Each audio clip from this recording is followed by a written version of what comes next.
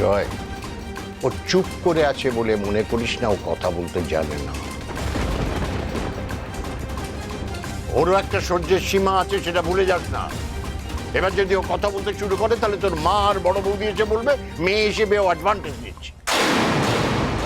আগেও তো পেছনে লাগার চেষ্টা করেছিল, তারা পারেনি। তার কারণ তারা নিজেরাই ভুলটা করেছিল, অন্যায়টা করেছিল। তখনই আমরা বুঝে গেছি রানী অন্যায় সহ্য করার মেয়ে নয়। একটা কথা মনে রাখিস, ওকে নিরীহ ভেবে কোনো বোকামি করে ফেলিস না। ও যে নিরীহ নয় সেটা আমি ভালো করে জানি জেঠুমনি। আর এই যে তোমরা সবাই মিলে ওকে সাপোর্ট করছো না, তাতে ওর সাহস আরো বাড়ছে। ঝোঁকের মাথায় সিঁদুর পড়িয়েছি বলছিলে না? ঝোঁকের মাথায় নয়, ভেবে চিনতে পড়িয়েছি।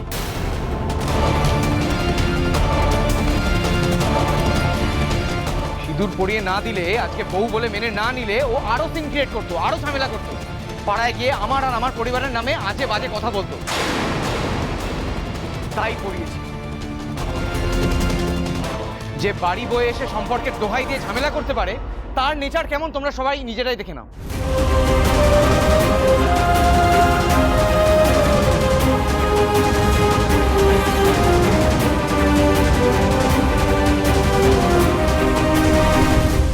বাহ, দারুণ। খুব ভালো লাগছে তোমার কাছে এই কথাগুলো শুনে। তোমাকে যত দেখছি, তোমার কথা শুনছি, তত অবাক হয়ে যাচ্ছি। তোমার দেবুর বিয়ের সময় যেমন দেখেছিলাম, তোমাকে মানুষের সেবা করতে দেখে মুগ্ধ হয়ে গেছিলাম, সেই তুমি আর এই তুমির মধ্যে আকাশ পাতাল তফাৎ, তাই না? আমি ভাবতে পারছি না যে এই মানুষটাকে আমি ভরসা করেছিলাম। তুমি তো আমায় সিঁদুরটা পুড়িয়ে দিয়ে আমার জীবনটা অভিশপ্ত করে দিলে দুর্জয়। ও রিয়েলি? এখন আবার উল্টো চাপ দিচ্ছ? কি চাইছোটা কি তুমি এক্স্যাক্টলি? তোমার মনের মতো সিন ক্রিয়েট করতে পারোনি বলে কি আফসোস হচ্ছে তোমার? আফসোস তো হচ্ছে, তোমার কথা ভেবে হচ্ছে। তুমি আসলে আমার জীবনটা নষ্ট করে দিলে, সেটা কি তুমি জানো? বুঝতে পারছো একটুও? কি? আমি তোমার জীবন নষ্ট করে দিলাম? হ্যাঁ হ্যাঁ, দিলে। আমি এখানে এসেছিলাম তোমার এই ভালো মানুষের মুখোশটা খুলতে, দুর্জয় সেনগুপ্ত। তোমার কাছে চেঁচে পড়ে স্ত্রীর মর্যাদা পেতে নয়।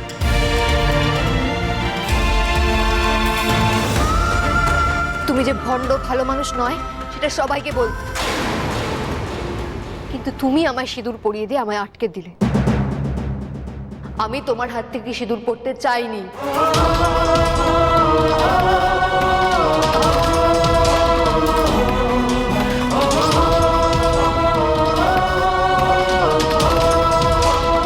বিয়ে ভেঙে পালিয়ে এসেছিলাম কলকাতায় থেকে ডাক্তারি পড়বো বলে। জানতে না তুমি সেটা? জানতে না আমি কি হতে চাই? একবারও বলেছিলাম আমাকে নিয়ে পালিয়ে যাও, আমায় বিয়ে করো? চেয়েছিলাম তোমার দয়া? একবারও বলেছিলাম সেদিন রাতে তুমি আমার সঙ্গে যা যা করেছো তার দায়িত্ব নাও?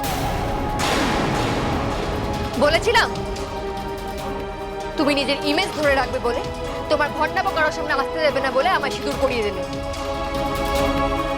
আমায় বাঁচানোর জন্য না ডক্টর দুর্জয় সেনগুপ্ত, নিজেকে বাঁচানোর জন্য।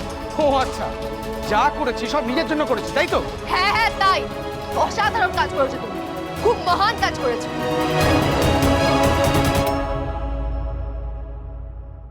দেখিয়ে দিলে, দেখো আমি কত মহৎ। তুমি তো অবলা নারী, তোমার শীতেতে সিঁদুর পরিয়ে দিয়ে আমি তোমাকে উদ্ধার করলাম। তুমি করবে আমাকে উদ্ধার? তোমার হাত থেকে সিঁদুর পরার কোনো প্রবৃত্তি আমার ছিল না।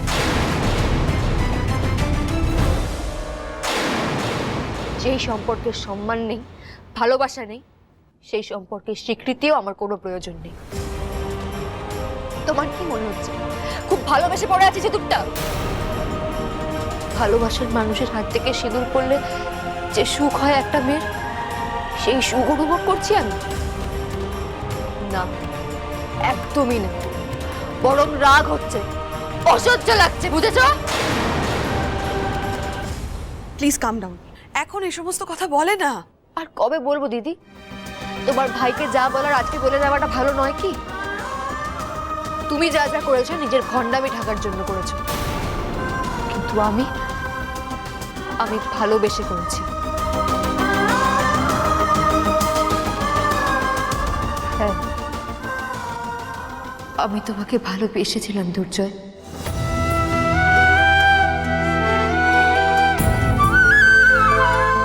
আর সেটা সবার সামনে মেনে নিতে আমার কোনো সংকোচ নেই। আমি তোমাকে ভালোবেসেছিলাম।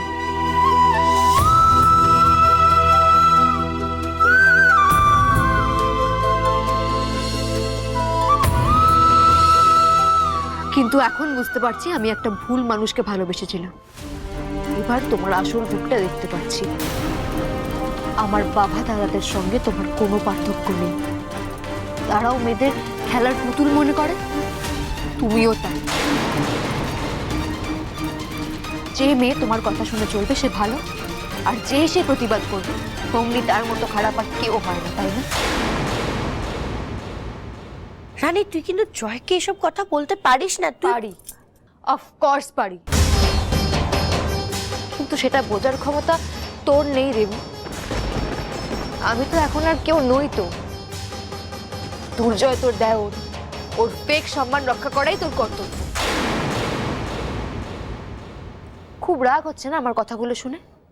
ইচ্ছে করছে মারতে? একে এক্ষুনি হাত ধরে টেনে নিয়ে ঘরে চলে যাবে। বউয়ের ওপর গাজওয়ারি করার অধিকার তো পুরুষদের আছে, তাই না? চুপ করে থাকো, নয়তো ঠ্যাং ভেঙে খোড়া করে দেবো। এটা বলে পৌরুষ দেখাতে ইচ্ছা করছে তো? কিন্তু ভদ্রতার মুখোশটাও সরাতে ভয় পাচ্ছ। লোকে কি বলবে সেই ভয় পাচ্ছ। নইলে তো কখনই আমার গায়ে হাত তুলে দিতে। রানী, আমার ভাই কিন্তু এরকম খারাপ ছেলে নয়, তুমি ওকে ভুল বুঝছো। আমার হয়ে ওর কাছে কোনো সাফাই গাওয়ার দরকার নেই শেষদা। তোর কথা শুনে আমার লজ্জা লাগছে রে, লজ্জা লাগছে। কেন? কিসের লজ্জা? ও কে যে আমি নিজেকে ওর সামনে প্রমাণ করব? তুমিও কেউ নয় আমার, শুনে রাখো কথাটা। তুমি আমার চোখে অনেক নিচে নেমে গেলে দুর্জয়। তোমার হয়তো কিছু এসে যায় না, তবুও জানিয়ে রাখো, আমার চোখে তুমি ভালো মানুষ হয়ে থাকতে পারলে না।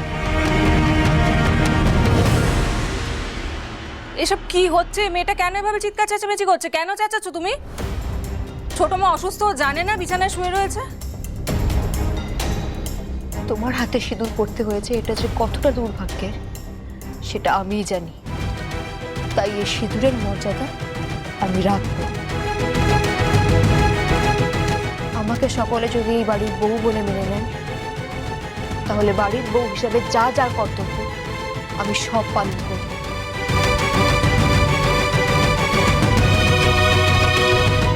কিন্তু ব্যাস ওইটুকুই। তোমার কাছ থেকে আমি কিচ্ছু এক্সপেক্ট করব না, তুমিও করো না।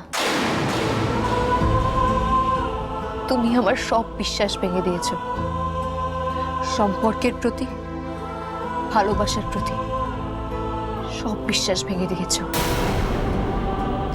যার হাত ধরে, যার জোরে আমি এই সংসারে আসতে পারতাম, সেই সুযোগ বুঝে মুখ ফিরিয়ে নিয়েছে। এটাই আফসোস দুর্জয়, আর কিছু না। বিয়েটা আমার কাছে কোনোদিনই জীবনের লক্ষ্য ছিল না, আজও নেই। তুমি আমায় উদ্ধার করতে চেয়েছিলে ঠিক, কিন্তু পারোনি। অত ক্ষমতা তোমার নেই, বুঝেছো?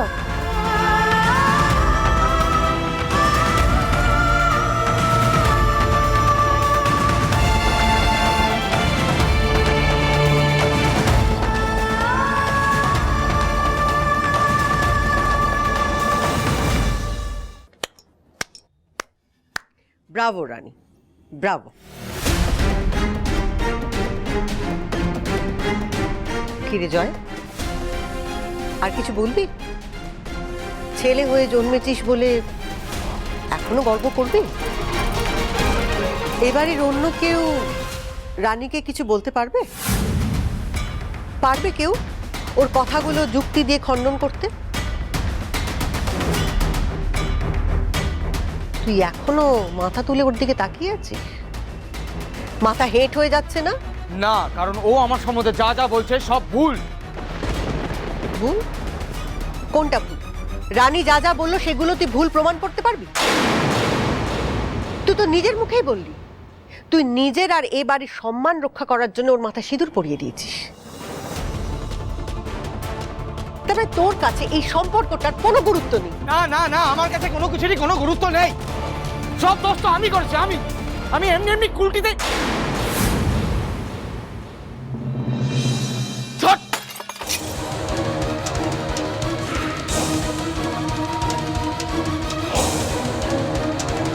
আমি কাকে এক্সপ্লেনেশন দিচ্ছি? আমি কাউকে কিচ্ছু বলবো না। আমি কাউকে কোনো এক্সপ্লেনেশন দিতে বাধ্য নই। কোনো এক্সপ্লেনেশন নেই তো দেবে কি করে? তুমি তো শুধু মেজাজটাই করতে জানো আর নষ্ট করতে জানো, সেটা জিনিসই হোক কিংবা সম্পর্ক।